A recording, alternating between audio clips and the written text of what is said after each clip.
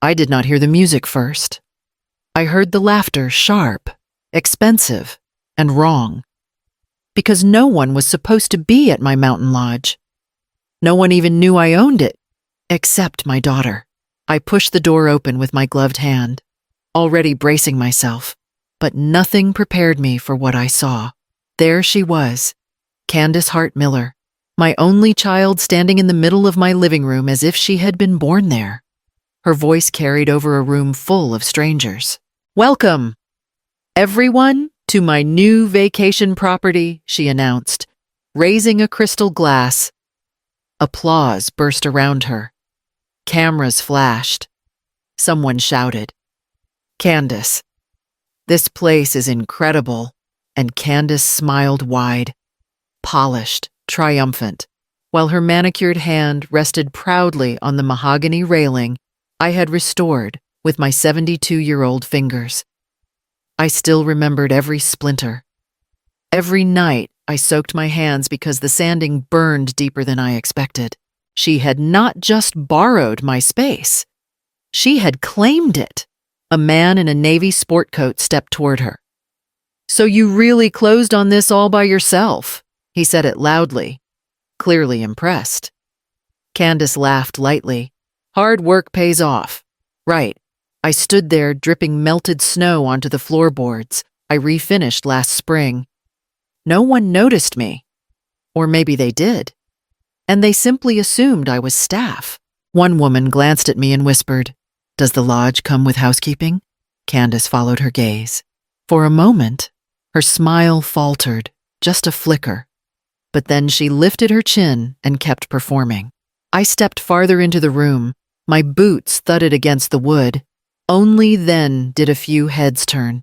"Candace," I said, my voice steady, though my chest felt tight. "You certainly gathered quite a crowd." She blinked, then said brightly, "Mother, you made it. You must have mixed up the dates. But welcome anyway."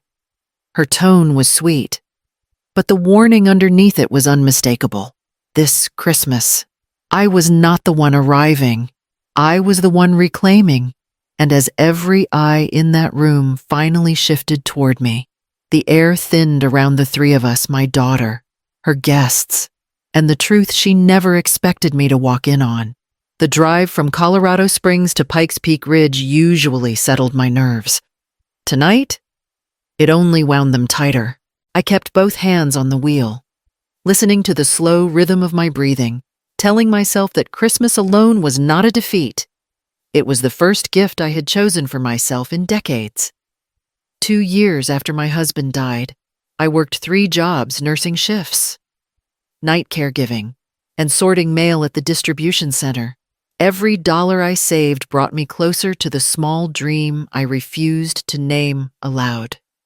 6 months ago, that dream became a deed with my name printed clearly across the bottom. My lodge, my work, my escape. The deeper I drove into the ridge, the more wrong everything felt. It started with the bend near the old ranger station. The county never plowed that far up the mountain unless there was an emergency, yet the snow ahead of me was scraped clean. The gravel underneath sparkling with salt. Someone had carved a perfect path up a road that belonged only to me. I slowed the truck and leaned forward, squinting at the tracks, thick, wide, professional tires. "Not the kind on my aging pickup. That is not possible," I murmured, tightening my grip on the steering wheel. The closer I crept toward my property line, the more the air shifted inside my chest. By the time I reached the turnoff, I felt heat prick under my coat. Fresh tire marks twisted up the narrow lane. Several sets. Not one. The kind of traffic you would expect before a catered event or a corporate retreat. Not a private holiday promised to no one but myself. A memory flickered my hands raw from overtime at the hospital. The envelope of wages tucked behind canned soup. The dream of seeing my name on a closing document. I had fought for every plank of that lodge. Every quiet evening I imagined inside it. When the ridge finally opened and the lodge came into view, lights glowing, silhouettes moving inside. I felt something inside me lock into place. If someone cleared a path into my sanctuary, what else had they taken the moment I stepped inside? The noise hit me like a wall. Not warmth, not family chatter networking. Strangers in silk and cashmere filled every inch of my living room, their voices rising over one another as if competing for air. A woman near the entry gasped when she saw me. I had no idea Candace owned something this charming, she said to the man beside her. He nodded, raising his drink. She has an eye for luxury. This place is a masterpiece. My jaw tightened. Candace's voice floated through the crowd before I saw her. Everyone, gather around, please. Bodies shifted, creating a path. And there she stood, my daughter, radiant in a crimson dress that glittered under lights I never hung. Behind her towered an 8-foot Christmas tree dripping in rose gold ornaments, each piece brighter and louder than anything I would ever choose. My own modest tree, the one I planned to decorate tonight, was gone without a trace. Candace lifted her glass. Thank you all for being here. It has been such a journey, but I'm thrilled to finally welcome you to my Christmas lodge.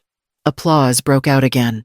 She leaned casually against the mahogany railing beside the staircase, the same railing I had stripped, sanded, and stained over 3 blistering weeks.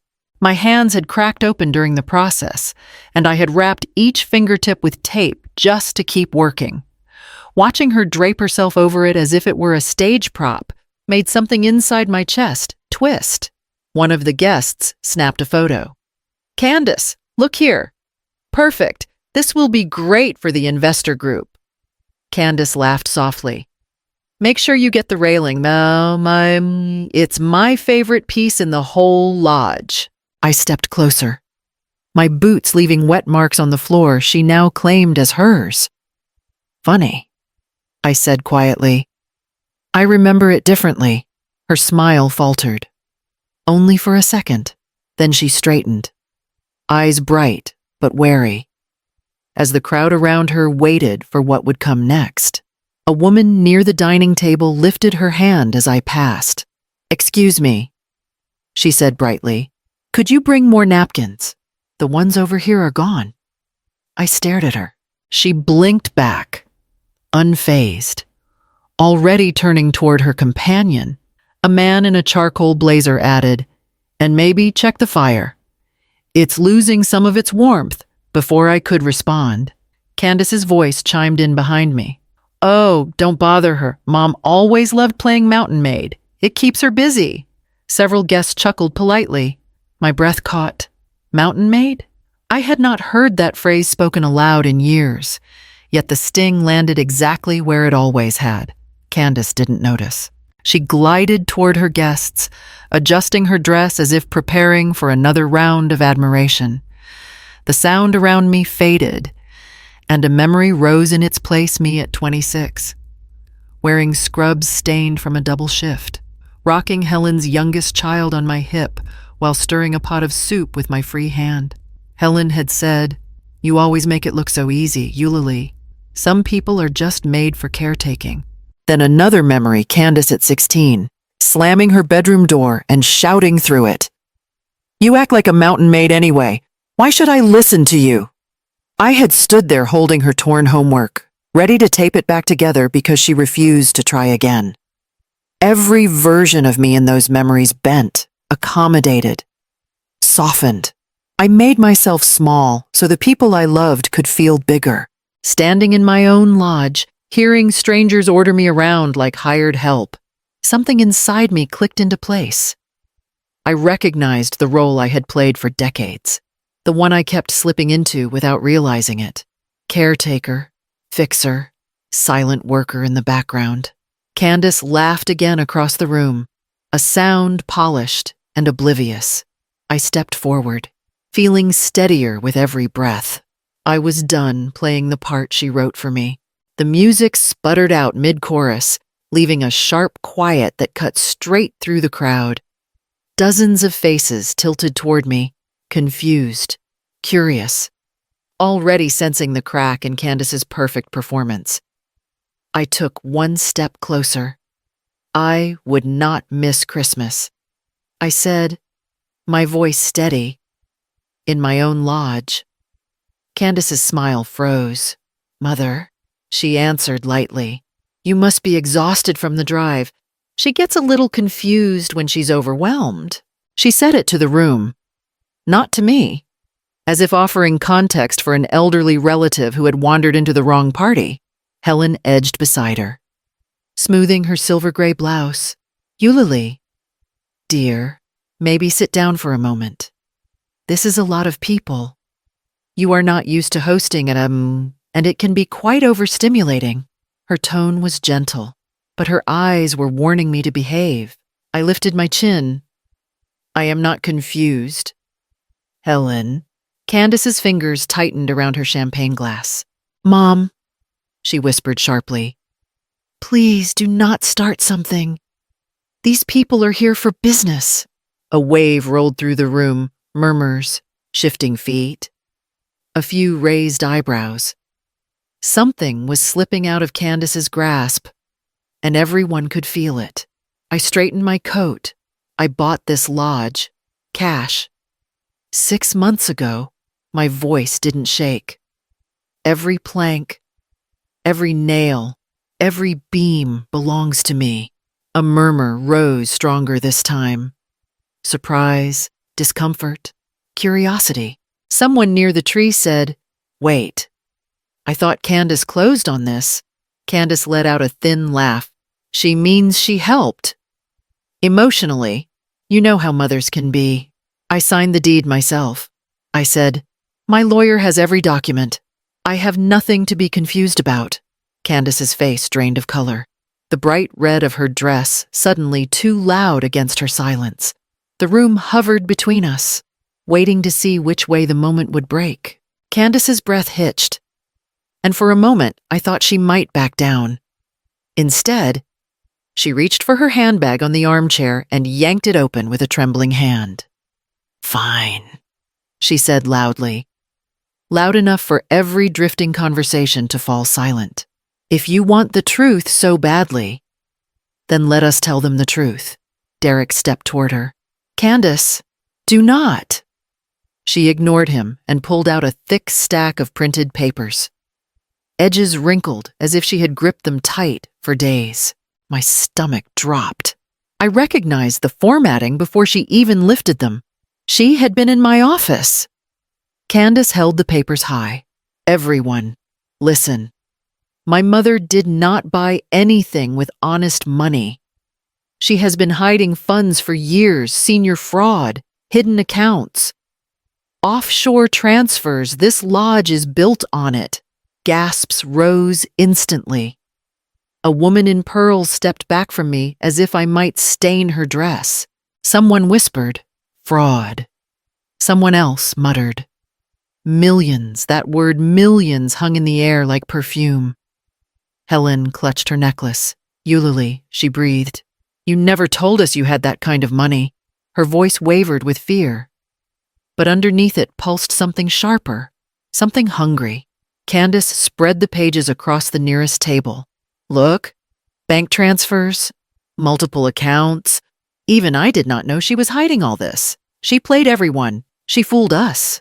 Derek rubbed his forehead. Candace, this is not the time, no. She snapped. This is the time. She walked in here acting like the victim. She has been lying for years. Every eye in the room shifted to me, accusing, wary, waiting for me to crumble. The old ache in my chest tightened, not from guilt, but from something far heavier. This was my daughter calling me a criminal to save herself. I steadied my voice. You broke into my office, Candace. You took private documents and twisted them into something ugly. She folded her arms. Then prove they are not ugly. The room held its breath as if a verdict waited to fall. Candace's papers lay scattered across the table.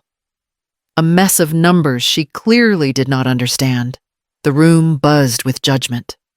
Some eager, some cautious. All of it pointed at me. I reached into my coat pocket. You want truth, I said quietly. Then we will use the real documents. Not whatever you printed to scare a crowd. Candace scoffed. Mom, this is pathetic. I pulled out a small silver USB drive attached to my old leather keychain, the one I had carried since I was 20. These are my records. I said, not the pieces you stole. Candace's eyes widened. Mother, do not. I stepped past her, walked to the oversized fireplace TV she had mounted as a centerpiece for her party, and plugged the USB into the side port. A blue screen blinked to life. The room quieted instantly. I navigated to a folder labeled simply, Heart Mountain Holdings LLC. A guest in a navy blazer frowned. That sounds legitimate. It is, I said. I opened the first file bank transfers spanning 3 years, each one marked with a familiar note, payroll support, rent assistance, emergency injection. Candace went pale. Another file appeared, articles of incorporation for Candace Hart Designs Boutique, the business she boasted about as if it were built on passion and grit. I clicked again. Emails filled the screen, projected several feet tall. Candace's words blazed in front of every guest. I need another 10,000. Please, I just need a little more time. The spring line will turn everything around. I am begging you. Do not let me fail. The anonymous reply came next. Transfer approved. This will be the final support. A woman near the window gasped. Derek staggered a step backward. Candace, he whispered. You told me an angel investor believed in your vision. Candace shook her head, her breath breaking. Derek, this is not, it was me. I said, all of it, for 3 years. Every time you announced a new investor, every time your business somehow survived another month, it was me. Candace's shoulders collapsed inward, as if the weight of her own lies finally settled on her. Derek stared at the screen, then at his wife, color draining from his face. So you built your brand on your mother's money and never said a word. Candace opened her mouth, but found nothing to offer. The facade she built so carefully trembled, the cracks spreading across the room as the truth finally stood exposed. A sharp knock cut through the thick silence. Before anyone could react, the front door swung open, letting in a gust of cold air and 3 figures. Mr. Owen Henderson stepped inside first, his heavy boots thudding against the floor. I refinished. Behind him stood 2 uniformed security officers from Pikes Peak Ridge. Mrs. Hart? Henderson said, scanning the room. I received your message. You said the situation was urgent. Candace staggered back. Why are they here, Mother? What did you do? I pointed toward her and spoke clearly. Letting every syllable land, they are trespassing. The word cracked through the room. Guests froze mid-breath. Henderson's expression shifted immediately into something harder. Trespassing, he repeated. Turning to Candace, is that correct? Derek stepped forward first, palms raised, voice cracking. Henderson, listen. I told her this was a terrible idea. She said she had permission. She said she was Eulalie Hart. Candace whipped toward him. Derek, stop talking. No, he said, louder now, panic beginning to swallow him. You called him pretending to be your mother. You said a pipe burst. You begged for emergency access codes. Henderson narrowed his eyes. A pipe burst. That is the exact wording from the call. Candace's voice trembled. I just needed the space for one night. It was important. And you used my name. I said quietly. You impersonated me to gain entry. That is not borrowing. That is fraud. Henderson lifted a small device clipped to his belt. Phone records confirm the call came from your number, Mrs. Miller. And access logs show you entered the property twice this week.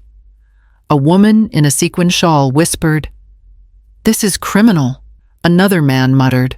"I am not getting involved in this."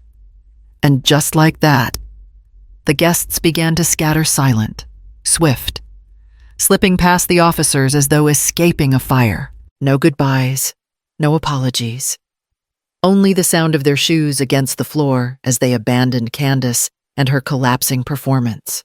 Candace stood in the center of the emptying room, breathing fast, eyes darting from Henderson to me, trapped in every direction.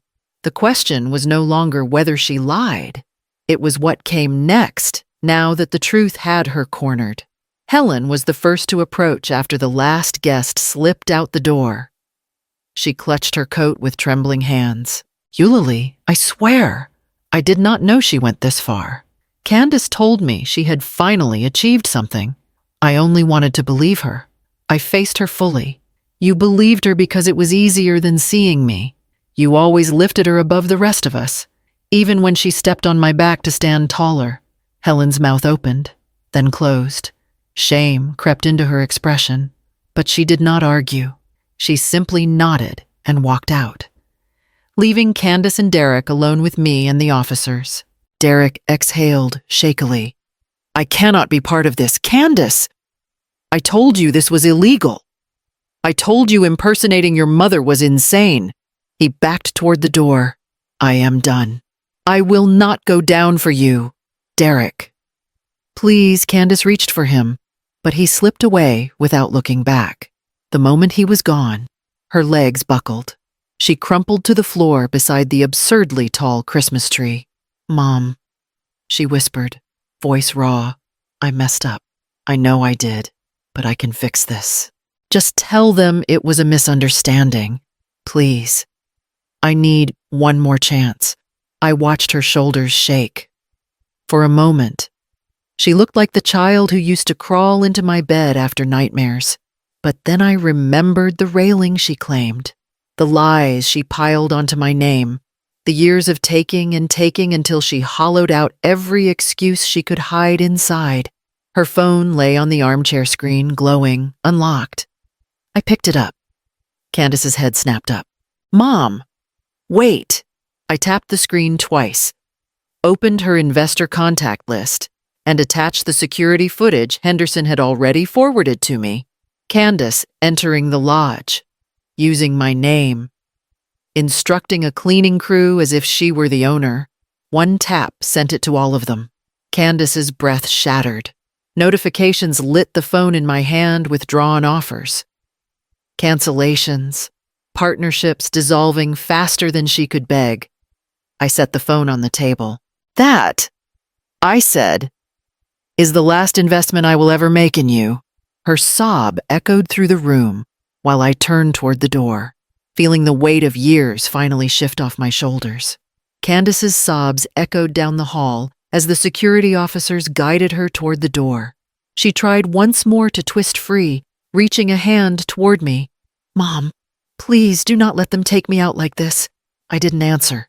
I had nothing left to give. The door shut behind her with a soft, final click. Silence flooded in, clean, sharp, honest. I walked toward the real fireplace, the one that burned wood I stacked myself. The fake fireplace video she had been streaming earlier flickered off as I passed the television. I lowered myself into the armchair beside the hearth, my body sinking into the kind of peace I had not felt in years. My hands trembled slightly as I poured a glass of wine. Not from age, my doctor told me I was strong for 72, but from the sudden release of carrying a grown child's weight for far too long. I set the glass down and pulled my laptop from its bag. The screen lit my face as I logged into the folders that had quietly held Candace's future intact for 3 exhausting years.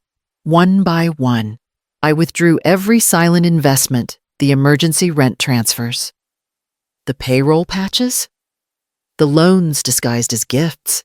Each confirmation email felt like stitching up a wound. Then I opened another tab. The fraud report sat ready, already filled in from earlier. I reviewed everything her impersonating me, obtaining access codes, staging a full event on private property, breaking into my office, all facts, all documented. I pressed submit. The quiet that followed was not empty. It was steady, mine. Next, I reached into the drawer beneath the side table and pulled out my estate documents. I crossed out her name with a firm, straight line. The pen barely hesitated as I wrote a new designation: the Mountain Maid Fund, a scholarship for nursing students who care for aging parents, created in honor of every quiet worker who is never seen until the moment they finally stand up. When I finished, I leaned back and let the warmth of the fire settle over me. The room was still a mess: spilled drinks, tinsel everywhere, but none of it demanded my hands tonight. For the first time in 72 years, Christmas belonged entirely to me. If you felt this moment as deeply as I did while telling it, tap like, share your thoughts in the comments, and subscribe for more stories from the heart.